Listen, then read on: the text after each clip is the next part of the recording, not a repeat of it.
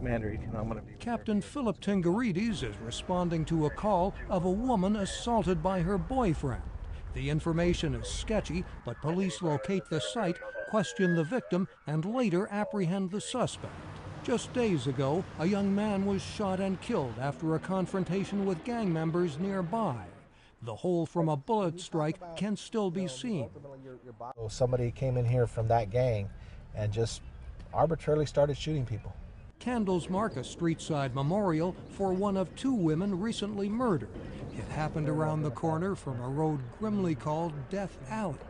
Violent crime in Los Angeles is up for the first time in a decade. But the murder rate has dropped dramatically over the decades, partly because of outreach by police. Officers in this station mentor kids and coach their football teams.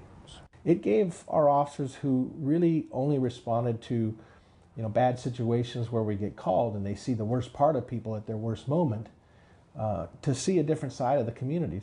These streets know violence. The Watts riots of 1965 and again in 1992, both in protest over treatment of black men by police. Today, a weekly meeting of the Watts Gang Task Force brings together local leaders and police for dialogue. Special police units patrol the public housing projects as part of a community safety partnership. The coordinator is Imada Tingarides. She is well known here, a police sergeant and wife of Captain Tingarides. She says things have gotten better in her 20 years with the department. All right. There were times when you could only go into the public housing developments with a minimum of 4 officers because officers were shot at.